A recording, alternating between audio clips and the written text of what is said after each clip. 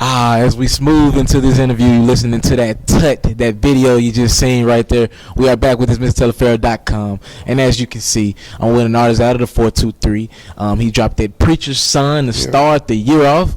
Now we got that mixtape out and everybody's vibing to his music. I'm here with TUT. How you doing today, my man? What's up, man? I'm good. How are you? I'm great. Now you started out as YG TUT. Yeah. Why the name change? Why we just TUT now? YG TUT, I mean, like, that's what niggas started calling me, you know, like, as far as, like, my homies, you know, like Rob and, like, Michael DaVinci, they started calling me that. But it started off as a group that me and Zay was going to, you know, name. Like, it was just going to be, like, a joint group of me and Isaiah Rashad. And we was going to call that YG TUT, meaning Young G's and Kings. Isaiah Rashad, somebody that's Isaiah Rashad is signed to Top Dog Entertainment. Gotcha. But, yeah, we ended up, well, I ended up saying it in a song called Perp Perp, and then after that, niggas was like, that should be your name pretty much. So, like, I just took it and ran with it. But then I dropped it down to TUT, and, you know, simply because I wasn't really feeling the YG, you know. So many YGs out there right now. Yeah, and then, you know, on top of that, like, my great-grandfather, they call him TUT, you know, which I later came to find out that it's they call my great-grandfather TUT. But if you break it down, it's like an acronym for the understood truth too. Yeah, so so now you got that meaning behind why he's just TUT now. Yeah. So let's get right into Preacher's Son. Yeah. This is that vibe music. Is it safe to say you make that kind of chill, get in your zone, smoke out, whatever you have your music, or what's your category? If you had to put your music into a category, I don't want to marginalize you or anything, but would you? I mean, what I do pretty much, just like my method, like I'll just be trying to be real, like pretty much like it's like far as like what I'm saying in the song, it probably gives you like a chill vibe or a laid back vibe as far as like the production and what, you know, K Tovin is doing. But like as far as what I'm doing, I'm just trying to express like, you know, real life situations and like, you know, somehow, you know, try to give a little bit of advice, you know, in like certain, you know, aspects, you know, situations, you know. And you just dropped this to start the year off, and you doing crazy numbers. I see the YouTube, the SoundClouds. Yeah. Like, what's this been like for you? This got to be kind of big for you. I mean, it's cool, man. You know what I'm saying? I mean, Chattanooga is now starting to, you know, get a lot of attention. You know, itself and Isaiah Rashad. You know, he was the first, you know, to come out of Chattanooga, and I'm coming out behind him. So it's a beautiful thing. We don't got nowhere else to go up, you know, from here. So it's cool, you know. But I mean, we work for this, man, to be honest, bro. So it's like, this is what we've, you know, been working for.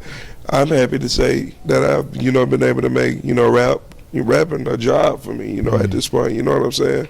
And, like, it's crazy, man. I was, like, FaceTiming my mom when I first got here, you know, to the hotel and shit. Because it's the first time, you know, any of us will never, you know, just experience, you know, this type of shit. Yeah. You know, just off of, you know, music. Yeah. But, you know, it's just, you know, crazy, you know, like it's well-deserved, you know what I'm saying? Like, I think that's, you know, a good way to put it. You bring up Chattanooga, and that's where you're from, and that's where it all started. How hard is that? You know, trying to, you know, come up out of a city, like you just said, it's just starting to get the respect musically. So how hard is that, you know, trying to come up from a city that, you know, just kind of been under the bus a little bit for music?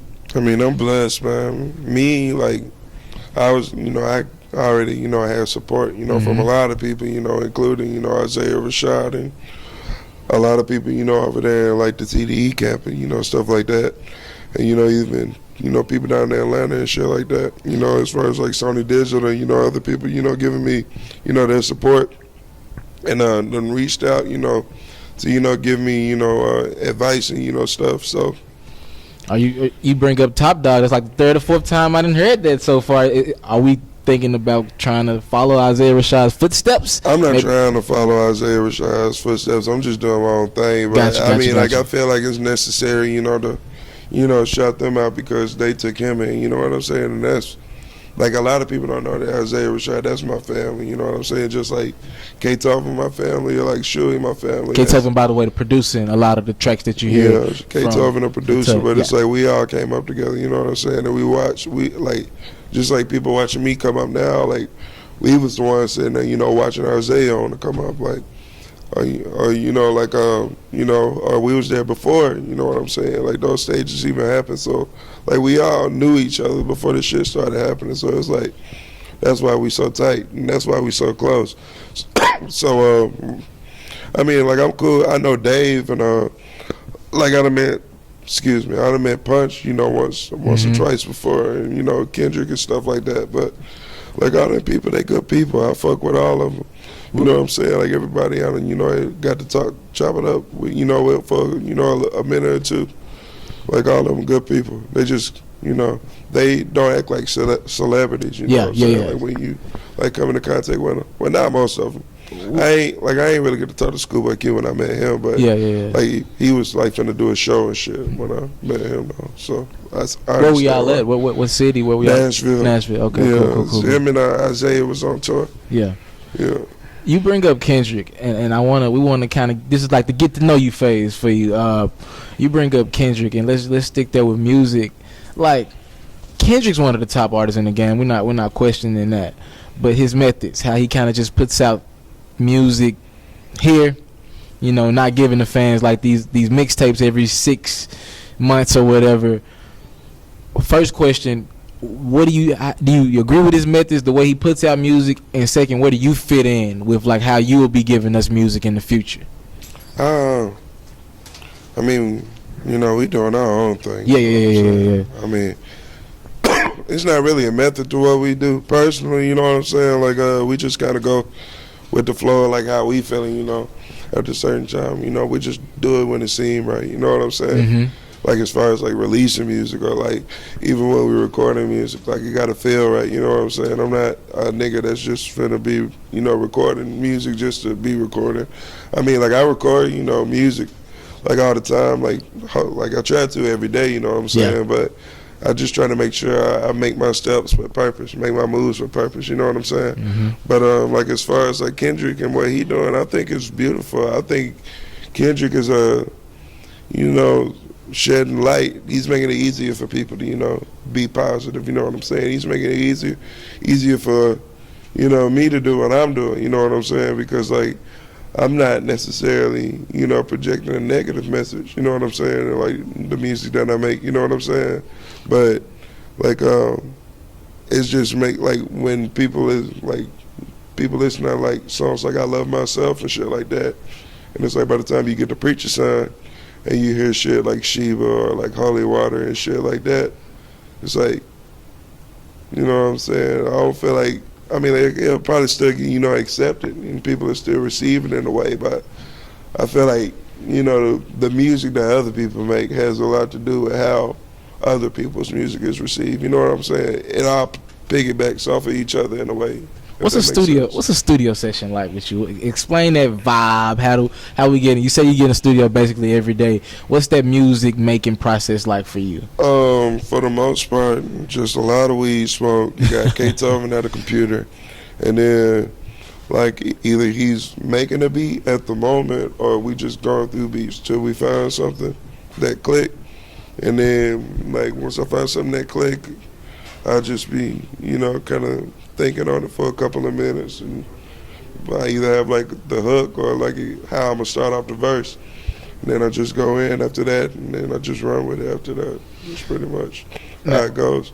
I probably have like a line, like I have like the first line of a verse, I'll be like, all right, I know how I'm gonna go, like, or like, all right, I have like a concept, I know like, all right, I know the concept of how I'm gonna go, or I have like a hook and be like, all right, this the hook, I'm gonna come up with the verse off of this hook, like or some shit like that. It just depends. Favorite track you ever put out? Give it to me. What would that be for you so far? Man, I'm still listening to Preacher Son. Go get that Preacher Son into house.com. Favorite track off Preacher Son. If it was just one to pick from, what's the favorite track from it so far? And also, what's been getting the best reaction from the people? What are they rocking with the most? I mean, the whole album good. Like yeah. And I've listened to it. A lot of people very say good. they listen to everything. Yeah. Even back when we was asking people like, so what do you listen to the most or whatever?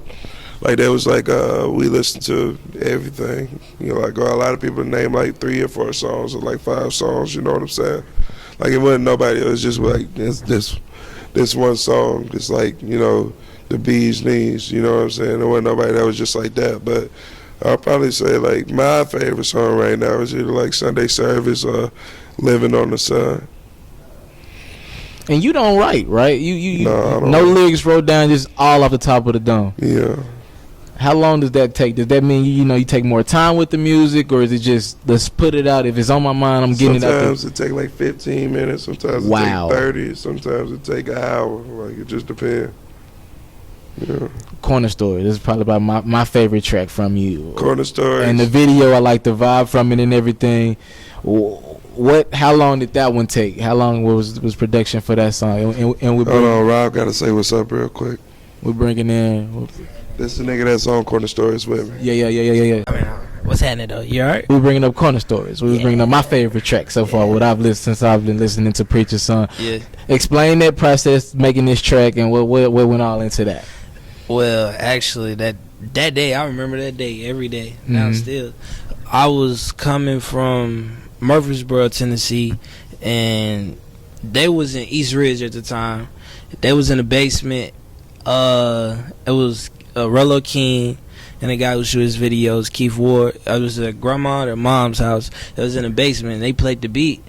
And it was like, yeah, you know what I'm saying? You know what I'm saying? I did this shit today, you know what I'm saying? This shit I'm called Corner Stories. He started playing it. And I'm like, oh shit, this motherfucker hard as hell. And I like closed my eyes and listened to it, and I was like, oh shit, this shit took me back to when I was little, and when I was like playing outside, and I can remember seeing crackheads like running up down the street, doing what they do. I had let me see. You good, player. But I came up with like the whole scheme of it, like when I was leaving the bank. Actually, though, I probably went straight to K House after I was leaving the bank. I didn't even have the beat, but like I remember, like at one point I was going over to K House every day listening to that same beat though, like for about like a good 2 or 3 days. You know what I'm saying? And then like I was in the car, and like in my head I was like, crack kid sitting on the corner, and then like I was like, that'd be tight. And then like I called him up. He was talking about he was in town, so he pulled up to the studio. He was writing his verse while I was coming up. Like I did like 2 verses. By the time I finished like the second verse, like he had his verse done. So like he just hopped in there, and went. It's like it's always a bounce. Like when it's me, whenever it's me, him, or Isaiah, or Ricky Blue, or whoever it might be, it's like a bounce. It's like natural. Yeah, it's like a natural feel, because we all friends outside of music. So whenever we like get around each other and like do songs, it ain't like no awkwardness or no like it don't come off as popish or nothing. It just come off real, And that's how me and him is. Like me and a song with Kevin might be different with me and a song with Isaiah or Kevin and Isaiah, or whoever it might be. Cause it's just the feel of it. Like in that moment, you gotta capture the shit. It was a tight little feeling. I like the shit. I hate my verse, but I like the song altogether though, cause it's on Preacher's Son. I like the shit. Preacher's Son, my favorite album, best album of the year so far. Fuck that shit. Oh, we gonna make sure you go. If you haven't by now, make sure you go get that Preacher's Son. Rapping the life that they don't live, but the impact it's having on the youth. It's kind of like a double nigga. I mean, I feel like not all of it is bad, but I can understand like certain people who just be talking reckless and like misleading people. I can see how that plays on the younger generation up under us. You know what I'm saying? Yeah. Because I know how influential rap was to me when I was a kid, and I know that shit wasn't half as reckless. They couldn't say half of the shit that they was. Like, that they say now, they couldn't say it back then on the radio. Even though niggas was still saying crazy shit, I don't feel like it was, this crazy, you know what I'm saying? But like I said, I don't feel like it's all bad, but like I do see like how some of the shit can be detrimental to the youth, and I don't promote that, or I don't support that at all, you know what I'm saying? Yeah. But, but at the same time, I don't know, bro. That shit just complicated. I just try to stay out of it. You know what I'm saying? To just do me. I know we like got a certain purpose and a certain message, and I guess that's what we here for.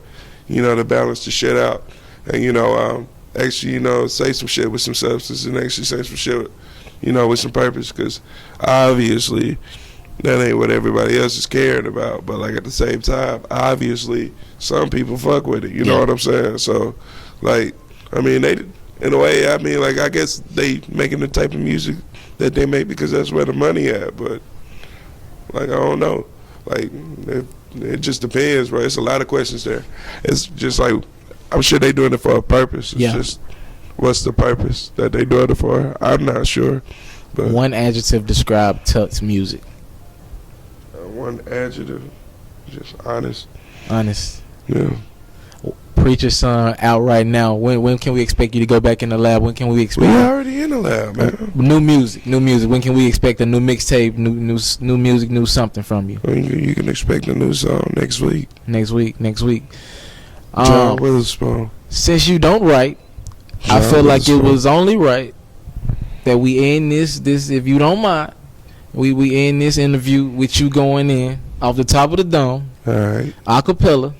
If you got something for me, let us out in style. That Preacher's Son is out right now. Go get it. TUT about to go in on the beat. No beat, actually. Acapella. Let's get it. All right. A product of my environment. Maybe that's the reason that I tend to complicate what should be so basic. I'm riding down Lee Highway screaming, fuck the police, because every nigga think the feds are racist. Good evening, officer. What seems to be the problem? He put me out my car and searched me down for caution. Want to call him a bitch-ass nigga, but I'm going to hold my tongue. I don't want to repeat a poor old Rodney. But fuck it, he done called for backup patrollers. I'm like, hey, the speed, why you pulling me over? Thinking I got some weed in my car with coca. Flashlight in my eyes trying to see if I'm sober. Flashing blue lights on the top of a cop car. His buddy talking about, look, we got us a pop star. Knowing the main reason that these little bitches even put us over because they saw a nigga in a nice ass car. Nigga, we ain't stupid. Nigga, we ain't slow. The government pimping niggas. Nigga, we just hoes. Thank you to Mr. Lincoln for freeing the slaves, but we still ain't free. We just getting them paid. You mean if it was cheaper than to get you a slave that possibly will still be in chains today, but still I rock chains like a young Kunte. We're riding in the range with a young group A. What's the young shit, Coochie beside me, but still legal like an idea. About my green like Pat O'Reilly, classic like the Ivy League. I don't know, speak on such a topic, just bitches topless. Quit worrying about me, put some money in your pocket. Shout out to DJ Logan Garrett and OrangeMixtapes.com. I'm here with TUT. Yeah, shout out to the homies over at Orange Mixtapes. It's the understood truth. Y'all make sure y'all go to tuthouse.co. Get that Preacher Son. You donate $10 or more, you get a house sticker. You donate $25 or more, you get these motherfucking house t-shirts. So, yeah, y'all make sure y'all go check that out. Check out the website, check out the SoundCloud that's at the bottom of the screen right now. Yes, sir. And you are rocking with this MrTelafera.com. I'm here with TUT. And it's the house, bitch. Hey, I want to thank you for taking time out of your day to watch my interview, my performance, or maybe it was a feature story. Now, right now, you can either subscribe to my channel or you can watch other performances. Thank you for taking the time out. It's MrTelafera.com. After seeing Drake sell 1 million copies, does this change your opinion of Views from the Six? Do you now respect it more, or maybe do you respect it less because people are out buying music that you don't